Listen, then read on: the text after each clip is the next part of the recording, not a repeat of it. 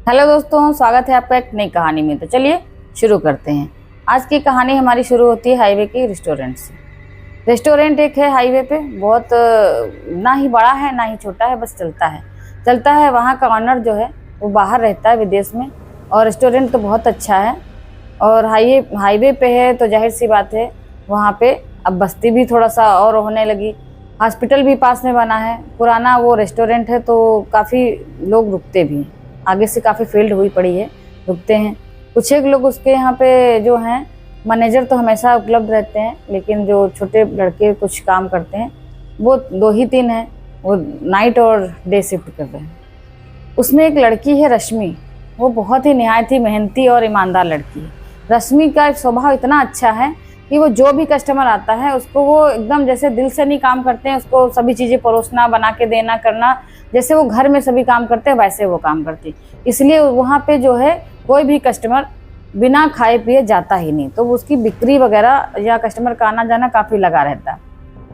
थोड़ा बारिश का मौसम हो जाता है और जो मैनेजर होता है उसकी अभी 2-3 साल हुए शादी को, तो उसकी पत्नी जो है प्रेग्नेंट थी, तो उसका डिलीवरी टाइम नज़दीक था। और रश्मि जो है उसका घर वहाँ से करीब 5-6 किलोमीटर दूर था। वो भी अपनी गाड़ी से आती जाती थी क्योंकि वो बहुत सालों पहले से कर रही थी, तो वो अच्छे से जानती थी एरिया के बारे में। और लड़के भी जो हैं शाम तक बढ़िया अच्छे से रुकते थे कि रश्मि दीदी जब कहेंगी तभी जाएंगे। तो इस तरह से रश्मि का बहुत अच्छा सा रख रखाव था, सभी पे बढ़िया कमांड थी उसकी।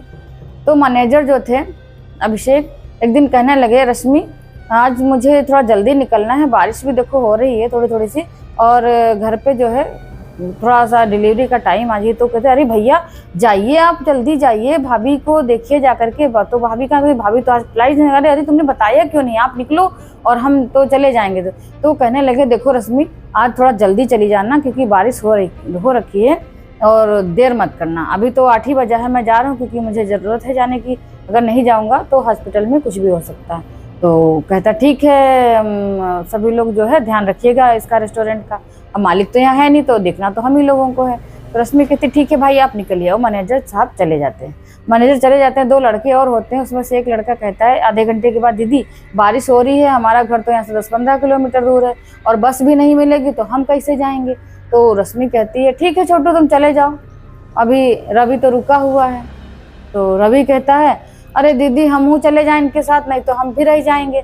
अब वो सोच में पड़ जाती है कि हाँ कैसे, अभी तो 9-10 ही नहीं बजा है और बारिश तो खैर सही बात हो रही है और 9 बजे 9:30 आखिरी बस होती है। तो कहती है अच्छा ठीक है। वैसे वो मैनेजर साहब रुके रहते थे तो आराम से 10-11 बजे तक की रेस्टोरेंट खुला रहता था। तो कहती है अच्छा चलो ठीक है कोई बात नहीं, अभिषेक भाई चले गए, तुम लोग भी जाना चाहते हो तो दोनों लोग चले जाओ।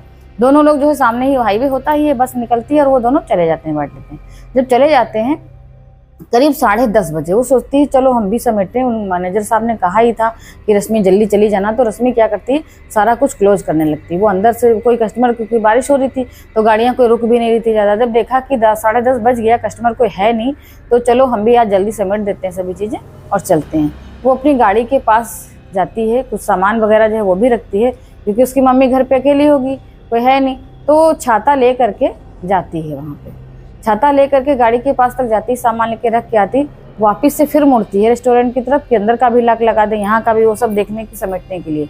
जैसे चलती तो उसके जो रेस्टोरेंट के साइड में एक इमली का पेड़ था बड़ा सा, पीछे हॉस्पिटल था साइड में, लेकिन वहाँ पे इमली का भी पेड़ था। इमली का पेड़ जो है वहाँ पे बारिश टप टप पानी नीचे टपक रहा और बड़ी सी एकदम इतना मोटा सा पेड़ था दरख्त टाइप में। तो वहीं पे कुछ ईंटे का ढेर लगा हुआ था।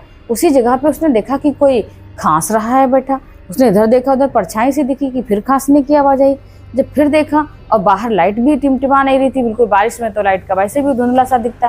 तो उसने क्या किया, अपना मोबाइल का फ्लैश पीछे जलाया और ऐसे देखना शुरू किया कि कौन है, पूछा कौन है, और फिर वो छाता लेकर के गई करीब में, देखा कौन है कौन है। तो वहाँ देखा एक बुजुर्ग व्यक्ति थे, वो खांस रहे थे।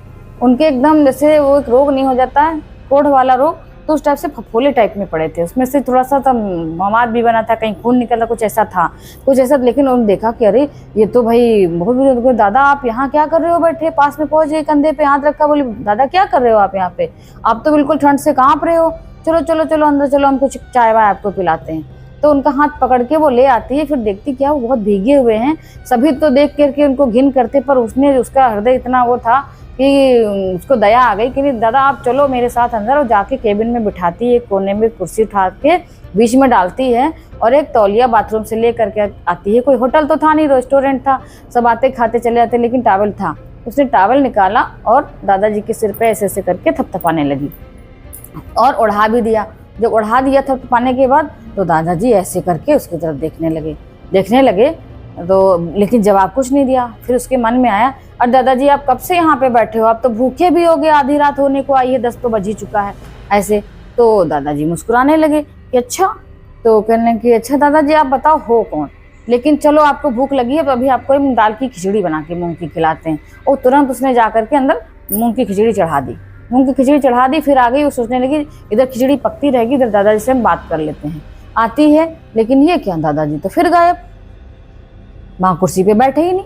और जब कुर्सी पे बैठे नहीं तो सोची ये भगवान ये कहाँ चले गए, अभी तो थे इतने बुजुर्ग आदमी, बाहर ठंड में कहीं दिक्कत ना हो जाए उनको। वो फिर उठ के आती है बाहर, आती है केबिन से बाहर, दिखती है वो फिर वहीं जहाँ ईंटे का ढेर लगा था उसी जगह पे फिर बैठे हैं। और फिर वो जाती है वहाँ पे, अरे दादा आप यहाँ क्यों चले आए, हमने आपके लिए खिचड़ी बना रखी है और आप भूखे भी हैं, आपको देखो कितना दर्द भी हो रहा है। वो फिर लेकर के तौलिए में उनको जो है हाथ और चेहरा ये सब लपेट के लेके फिर आती है, फिर वहीं पे कुर्सी पे बिठा देती है कि आप इसको जो है यहीं पे रुकिए, अभी हम आपको जो है खाना देते हैं। लेकिन खाना लेने चली जाती है। खाना लेने जब चली जाती है तो देखती क्या है, वापस आकर के प्लेट में जैसे डालती खिचड़ी और लेकर के आती है तो देखती क्या है, फिर गायब। अब वो झुलझुला जाती है, क्या दादाजी आप भी मेरे से मजाक कर रहे हैं। और वो फिर वहीं पर बाहर खोल के दरवाज़ा, दिखती क्या है, वो दादाजी फिर वहीं पे हैं। वो जो है एकदम से घबराने लगती कि ये क्या, यहाँ पे कैसे आ गए।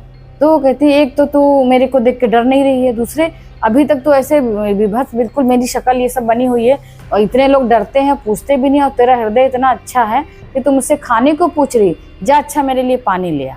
तो फिर कहते अच्छा ठीक है, आप वहाँ नहीं आना चाहते हो तो मैं खिचड़ी और पानी सब यहीं ले आती हूँ। और वो जो है पानी और खिचड़ी लेने चली जाती है, प्लेट में खिचड़ी और पानी का गिलास लेकर के आती है। देखती क्या है, इस बार फिर दादाजी गायब। अब तो उसको डर लगने लगा, वो बहुत जोर का डर। वो सोचती है भगवान ये कहाँ चले गए, आसपास देखती है, तब तक जो है उसको हंसी सुनाई देती है, खांसने की जगह हंसी सुनाई देती है। जब हंसी सुनाई देती तो ऊपर ऐसे देखती है, ऊपर देखती क्या, तो दादाजी ऊपर बैठे हुए हैं। ये देख रही टहनी पे, अरे आप ऊपर कैसे पहुंच गए। तो वो हंसते हैं, तो कहते हैं कि तुम अच्छा अपनी आंखें बंद करो, अभी पता चल जाएगा। तो वो डरने लगती है बहुत तेज कि भगवान अभी ये नीचे थे, इतनी जल्दी ऊपर ही, कहीं ऐसा तो नहीं है कि ये कोई भूत वूत हो। मन में एक तरफ तो आता है कि भूत हो, फिर कहते हैं नहीं मेरे से तो बात कर रहे थे अच्छे से, भूत नहीं हो सकते, कहीं और तो नहीं कोई बुरी आत्मा वो। लेकिन फिर भी मारे डर के फिर भी आंखें बंद, ऐसे आंखें जैसे बंद करती है तो कहते हैं आंखें खोलो, और जैसे आंखें खोलने की बात करी वो सामने खड़े, उसके सामने एक बारगी तो वो दहल जाती है, एकदम दहल जाती है बहुत तेज से कि अरे। लेकिन फिर भी अंदर से मन जो है थोड़ा सा वो करके, और प्लेट और वो उसके हाथ में थी तो लेके रख देती है, कहती ठीक है दादाजी आप ये खा लीजिए।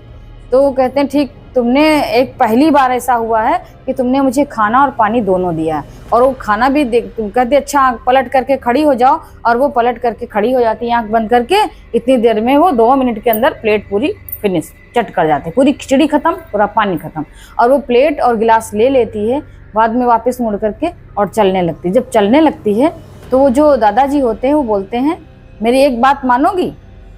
तो कहते हैं बताओ। कह तो देती है लेकिन उसके मन में बहुत डर होता है, धीरे डर डर के बोलती है बताइए दादाजी क्या है। ये तो जिस रास्ते से तुम जाना चाह रही हो आज उस रास्ते से मत जाना, बस इतना कह के और वो गायब हो जाता है। जब वो गायब हो जाता, वो चल तो देती सामने, लेकिन उसका मन में अंदर से ये उठता है कि देखें ये हमको क्यों बता रहे थे, ये कोई बुरी आत्मा है या कोई भूत पिशाच है या फिर कौन है। वो पलट के देखना चाहती है कि कौन है, हमारे डर के उसको पलटने में भी डर लग रहा है, ऐसे कर भी रही है गर्दन, फिर डर जा रही, फिर सीधे चलती चली, फिर ऐसे करती, लेकिन किसी तरह से जैसे पलट के से पीछे देखती तो गायब, कोई वहाँ है ही नहीं, खाली इमली का पेड़ और वही टप टप पानी और साए साए हो रहा, टिमटिमाती हुई लाइट। वो चल देती है और गाड़ी में अपना छाता साइड में रख करके बैठ जाती है, अपनी गाड़ी लेकर के चल देती, और भूल बस वो उसी रास्ते से चल देती है जहाँ उसने मना किया था। दादाजी ने जहाँ मना किया था उसी रास्ते से, यानी जिससे रेगुलर वो जाती थी उसी रास्ते पे वो चली जाती है। चली जाते हुए कुछ ही दूर पहुँचती है, तब तक जो बारिश हुई थोड़ी तेज हो जाती है और इधर साइड से उसके जूम करके एक बहुत तेजी से बाइक निकलती है। बाइक पे एक लड़का बैठा होता है, यूं निकलते हुए जाती है और ठीक 10 कदम पे जाकर के बाइक का जो है ऐसे डिसबैलेंस हो जाती है और फिसलती हुई नीचे गिर जाती है और बड़ी तेज की आवाज़ आती है। उसका एक्सीडेंट हो जाता है। एक्सीडेंट होता है, ये भी अपनी गाड़ी जो है, इसकी भी गाड़ी एकदम से रुक जाती है। अचानक से ये भी ब्रेक लगाती रोकती है और छाता लेकर के बाहर निकलती है, देखती है कि ये कैसे हुआ। अचानक से उसको याद आ जाता, मुझे तो इस रोड पे आना ही नहीं था, मैं कैसे आ गई, मुझे तो मना किया था फिर भी मैं इधर आ गई। जाती है, उस लड़के को किसी तरीके से उठाती, लड़का दुबला पतला था, उसको खैर खींच खाच के निकालती, गाड़ी साइड में पड़ी रहने देती है और उसको फटाक से अपनी गाड़ी में पीछे बिठाती है, खींच खाच के ले जाती घसीटते हुए बिठा करके। और जैसे वो बिठाती है तो वो कहता है, दीदी इस रास्ते से जाना नहीं, आगे खतरा है। तो इतना जब वो बोलता है, लेकिन वो उसकी आवाज़ नहीं सुन पाती है, वो तो बोलता है और वो बेहोश हो जाता है। उसको ले करके फटाफट वो उसी रोड पे वापस आती है बाइक और पहुंच जाती है वही जो उसका रेस्टोरेंट होता है उसी के बगल में होता है एक सरकारी गवर्नमेंट हॉस्पिटल, वहीं पे उसको एडमिट कराती है। फटाफट से उसका इलाज शुरू होता है। करीब 1 घंटे के बाद जब उस लड़के को दोबारा से होश आता है तो वो पूछता है कि मुझे यहाँ किसने एडमिट कराया, तो डॉक्टर बताते हैं कि लड़की लेकर के आई है। जब वो पूछता है कि हमें उनसे मिलवा दीजिए, तो डॉक्टर भी बाहर आते हैं, पूछते हैं, उनसे कहते हैं कि बेटा जो उसको तुम ले करके आई थी वो लड़का तुमसे मिलना चाहता है। तो वो जाती, वो भी चाहती थी कि देखे भाई उसको होश आया ठीक ठाक है कि नहीं। तो दिखता है वहाँ पे जाते हैं तो डॉक्टर ले करके जब उनको, तो दोनों लोग जब आपस में मिलते हैं तो डॉक्टर बताते हैं इसने हेलमेट लगा के रखा हुआ था इसलिए ये बच गया, नहीं तो बचता नहीं, और तुमने भी इतनी जल्दीबाजी करी इसको यहाँ ले आई तभी ये बच भी गया। फिर वो कहता, हाथ जोड़ता, थैंक यू बोलता, कहता दीदी तुमने मुझे बचा लिया है, मुझे तो सिर्फ यही बताना था कि तुम उस रास्ते से नहीं जाओ। तो कहने क्यों नहीं जाए, क्या बात है, कि हम जब उस रास्ते पे पहुंच रहे, तुम्हारी गाड़ी तो बहुत पीछे थी, मैं तो आगे ही था, मैं तो बाद में तुमको ओवरटेक करके निकला ये बताने के लिए कि आगे मत जाओ। तो कहने क्या देखा था तुमने, तो कहते वहाँ पे मैंने देखा था कि 5 भैंसियाँ थी, उस पर 5 लोग बैठी हुई थी लाल लाल कपड़े पहने हुए। मैंने अपने दादा परदादा लोगों से ये कहानियाँ सुनी थी पहले के ज़माने की कि इस टाइप से चुड़ैलें जो होती हैं वो रास्ता रोक लेती हैं और कहीं भी कैसे भी जो एक्सीडेंट वगैरह होते हैं वो इन्हीं के कारण होते हैं, पता भी नहीं चलता और जान ले लेते हैं ये लोग। कभी भी आपने सुना होगा सुनसान रास्ते पे कोई नहीं था तो बाइक पलट गई या कार पलट गई, जिस तरह से गाड़ी या ट्रक पलटते हैं तो इसी तरीके से होते हैं। वो एकदम से अवाक रह जाती है। पहले मैं इसीलिए बोल रहा था दीदी आप उस रास्ते से मत जाइए, तो अब वो समझ लेती कि ऐसा क्या है, नहीं जाने को इसीलिए बोला था शायद हमको। तो वो कहती ठीक है, वो फिर वहीं छोड़ देती हॉस्पिटल उसको, कहती सुबह मिलने हम तुमसे आएंगे, और वो जाती है। फिर वो दूसरा रास्ता चुनती है जिससे वो मना किया था वो रास्ते पे नहीं जाती। घर पहुंचती है, घर उसकी मम्मी उसकी रास्ता देख रही होती है। करीब वो 3 बजे तो घर पहुंचती है तो बहुत हैरान परेशान पहुंचती, कहती है तुमने फ़ोन भी नहीं किया, अरे मम्मी हमको ये रास्ते में हो गया था। ये सारी घटनाएं उसको जो अपनी मम्मी को सुना देती। जब मम्मी को सुनाती मम्मी बोलती हैं बिटिया तुमने कभी बेताल का नाम सुना है, ये जो पेड़ों पे रहते हैं, तो ये दयालु बेताल होते। बेताल की अगर किसी ने कभी भी कोई मदद करी होती है तो उसका बदला वो जरूर चुकाते हैं। तो तुमने जाने अनजाने जो इसको खीर खिलाई थी, वो खिचड़ी खिलाई थी और वो पानी पिलाया था, तो समझ लो बेताल के ऊपर तुम्हारा कर्ज हो गया था। इसी वजह से उस बेताल ने तुम्हारे कर्ज को जो है, तुम्हारी जो मौत निश्चित थी आज के दिन, उसको उन्होंने बदल दिया। तो ये दयालु बेताल तुम्हारे पे इतनी कृपा करी, नहीं तो आज क्या से क्या हो जाता, हमारे घर में कोहराम मचा हुआ होता। तुम्हारी जान बची तो इसी के कारण, उस लड़के की भी जान बची तो भी इसी कारण, क्योंकि रास्ते में तुम थी साथ में। तुम्हारी किस्मत से वो बचा और उसकी किस्मत से तुम बची। तो तुमने जो ये नेकी करी है ये निकली देखो सामने मिली। तो इसलिए कभी भी किसी के भी साथ में पहले कभी कोई ऐसी अनिष्ट ना करें, कोई गलती जिससे कि उसका खामियाजा भुगतना पड़े। तो दोस्तों ये थी आज की कहानी, मिलते हैं कल एक नई कहानी के साथ।